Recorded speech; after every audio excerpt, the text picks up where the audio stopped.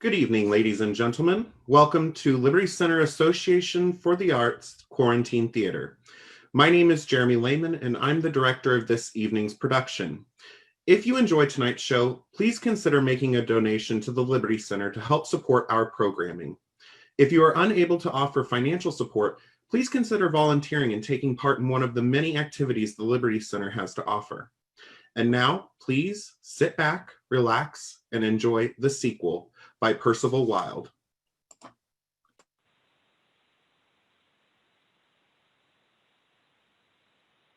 Do you recall the situation on which the curtain has fallen thousands of times in thousands of well-regulated dramas?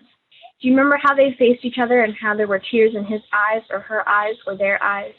Do you mentally picture how he or she or they brushed the above-mentioned tears away or let them remain where they were? And how she whispered, "Yes, Jack," or "Yes, William," or "Yes, Elizabeth," as the case might have been, or sometimes only plain yes, and how he, with the expertness gained by many rehearsals, gathered her into his arms and printed a kiss on her brow, or her cheek, or her hair, or behind the ear, but only in the rarest of instances on her lips, and how happy the pair was, now forever united until the next performance, stood looking out over the footlights, estimating the box office receipts and the amount of paper in the house, until the curtain fell, and the thoughts of the audience turned to the inner man. And then, what happens next? There are inquisitive and souls that ask the question, will they live happily ever after, or will the matrimonial bark encounter one of the many obstacles which somehow has been forgotten? The author, looking upon marriage, or its forerunner, engagement, as all into things, neglects to tell us, starting a variable number in legible young persons of opposite sex. He has put them on such combinations as he experienced, tells him with pleasing magnet who produces the play. To the temperamental ladies and the gentlemen who condescend a act in it. And last and the most important, to the source of which our royalties flow, the unaccountable, irresponsible, conscienceless creature, the audience. To the very portals of marriage he has traveled with his charges. But there he leaves them, to act as a guide, philosopher, friend to others, following their footsteps. And then, perhaps they do not live happily ever after. Perhaps she is extravagant, or he smokes in the parlor, or he repents his rashness in recanting bachelorhood, and she reflects, as his faults become plain to her, that she might have done better, and they do not increase and multiply, and they are unhappy, so come to furnish material for another play. But of the time between, of the time immediately after she says yes, and before she begins to say no.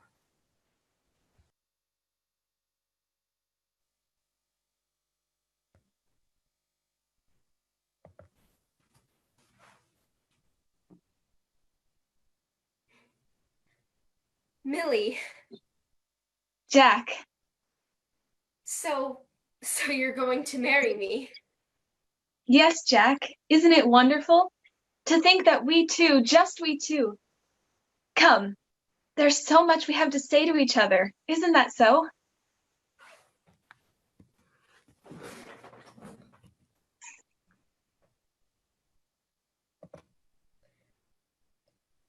Are you comfortable, dear? Perfectly. Perfectly. Jack? Yes. Yes, dear. Now that we are alone, aren't we? Of course. There's one thing I want you to tell me. Yes?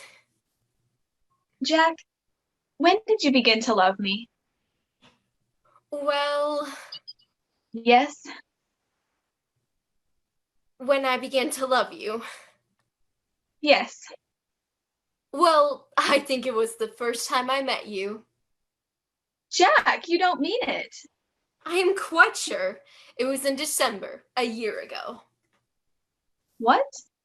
Just after Christmas. But that wasn't the first time I met you. It was long before that. Was it? Didn't you know it? It was at Barton's house party, Jack. Oh. Barton's And- house party. So it was. And the second time? When was it, Jack? The second time. Yes. The time after Barton's. Yes, Jack. Well, don't you know? Of course I know.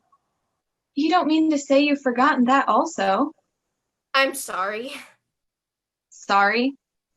I'm absent-minded, you know. And you loved me from the first time we met. Oh, and I thought everything would be so different. Now, Millie, don't get angry. I'm not angry, Jack. I'm hurt. Just hurt. I made a mistake, that's all. I thought the first time was later on. In December? Yes. Where? Huh? Where did we meet in December, Jack? Just after Christmas? It's on the tip of my tongue. Well? At Phillips. It was at Phillips. You see, I know Millie. Am I right? Yes, Jack. That was the time Father was there too. You see, I remember. You made a hit with him. Coming home together, he said, "Jack, that's an awfully nice young woman. I'd like you to know her better." He said that about me? Why, that wasn't a marker to the rest of the things he said. Oh? You see, Father's been wanting me to get married off for years. Oh. I haven't said anything wrong, have I? Wrong. No. Oh, no. Go on, Jack. Look here, I'm not offending you. Offending? We haven't been engaged an hour. Father told me to be careful what I said tonight. With your future wife, Jack? Careful? He said that if I was in any doubt, I should talk about him. Oh. Go on, Jack. What? Talk about him. Well, Father's a great man. You know that. Everybody knows it, Jack. Of course, Father owns the biggest department store in town. Why, he started the department store idea. There were no department stores before Father. How intensely thrilling. His first store. Have you seen a picture of it? No. It wasn't as large as this room, and today there are more than 3,000 people working for Horrocks Incorporated. Father has to have someone to carry on the business after him, and it would break his heart to have it go out of the family. He wants me to grow into his boots. And is that why he wanted you to be married? Indirectly, yes. I don't understand, Jack. You see, a man's so much steadier when he's got a wife. Yes. Well, I have to be going. Already? Father will be waiting. What do you mean? He'll want to know what happened. What happened? Whether you said yes or no. Oh, so he knew you were going to ask me. Of course. You told him. Well, You had the or perhaps he told you. Come, fess up. well, he said, if you haven't asked her before morning, Yes. he said you can go to work for $10 a week. So you asked her, Well, what do you think? and you knew she'd accept? Well, Well, I wasn't sure, no. but Father was. You little beast. Millie, now, have I offended you again? Have I? Offended me. Ha. It's only my way of talking. I don't mean anything by it. No, I didn't think so.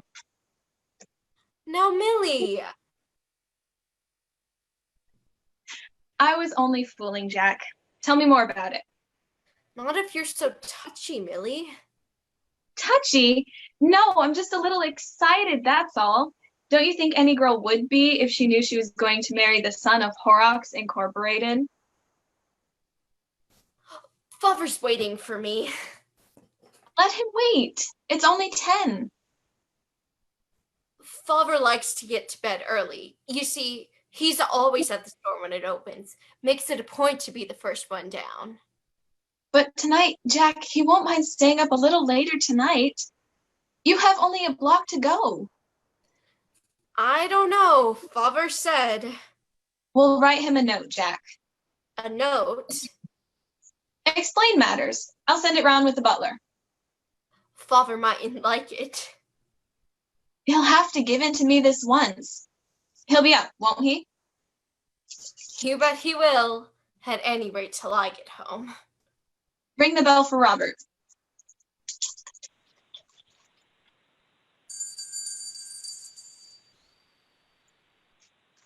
What are you writing? Finished already. It can't be very long. It doesn't have to be, dear. Yes, miss? Take this right over to Mr. Horrocks. Take it over yourself. Yes, miss. Any answer? No, just give it to Mr. Horrocks himself. And hurry, Robert. I don't know how he'll like it. Leave it to me, Jack. Come, sit down. Just think all the questions I'm dying to ask you. Questions? What questions? You're not afraid to answer me, are you? I thought that didn't come till you were married. That's still some distance away, Jack. You're 26, aren't you? And your father's been anxious to have you married? Ever since I left college. Oh. Jack, what is her name? What do you mean? You know what I mean. Millie, that's nothing for you. But I'm engaged, Jack, and engaged girls can discuss all kinds of subjects. But they do, particularly with their fiancés. Jack, if we can't have full confidence in each other now. Who told you? That's not a fair question. Why not? Oh, the things that girls talk about. Yes. The things that married men tell their wives. Oh. And the wives tell their sisters, and the sisters tell their best friends, and the best friends tell everybody else. Women can't keep secrets, you know that. Yes. What show is she with now, Jack? She's not working just now.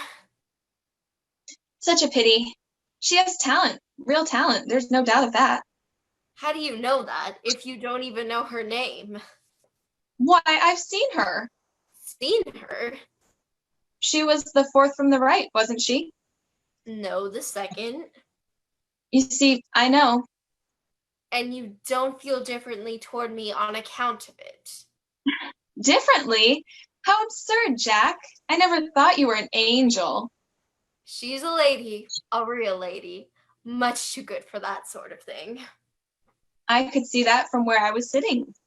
Her real name's Eliza, but she calls herself Corinne. I don't blame her. Corinne is such a pretty name. And she's just as good-hearted as she's beautiful. Isn't she, Jack? How did you know? She has talent, real talent, only they haven't recognized it yet. But they're going to someday. All she needs is a chance to make good. And you're going to see that she gets it, aren't you, Jack? You bet I am. She's been unfortunate, but she's a lady through it all. And no affectation, no airs about her. She's an awfully good little sport, a real pal. Only your father can't see it that way. Did he tell you about her? That was why he was so anxious to get you married. He wanted you safe, away from her. You knew all along? And never let on. Well, well, I can hardly believe it. I wanted you to tell me. Say, we're going to get along. Aren't we, though? Millie, you're a good little sport yourself. Do you really think so? I never would have believed it of you. Thanks, Jack. And do you want to know something else? I'm not even going to make you give her up. What? Spoil a beautiful friendship? No, Jack, I'm not like your father. I know what it means to you. I appreciate such things. Millie, Are you shocked? do you mean it? Like, do you honestly mean it?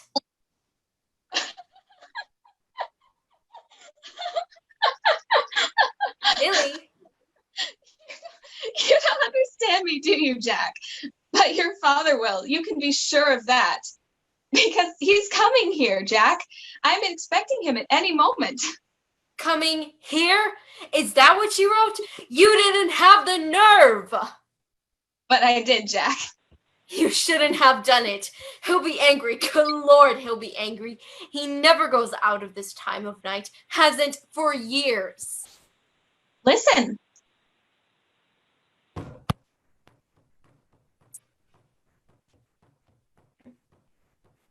Mr. Horrocks.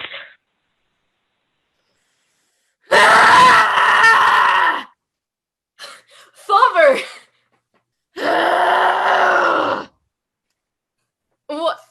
What she wrote you? May I read it?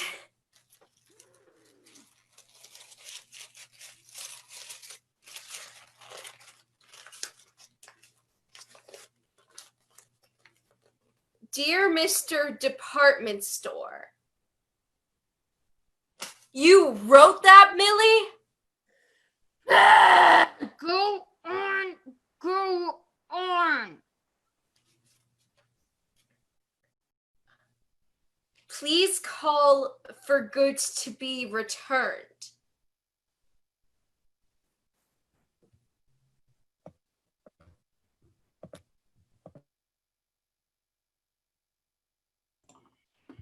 Ladies and gentlemen, the cast of the sequel has been Madison Phillips as Butler and Prologue,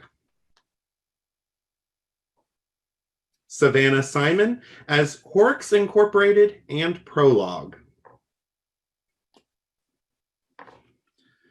Lillibeth Sokolowski as Jack,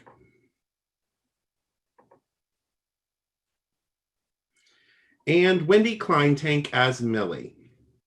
If everyone would like to turn on their cameras for one final bow. Ladies and gentlemen, I'd like to invite you to a talkback session with the cast. We will end this live stream and start a new one in a few minutes. Please join in. We'd love to hear from you. If you enjoyed this show, please do consider making a donation to the Liberty Center Association for the Arts. Thank you and have a wonderful evening.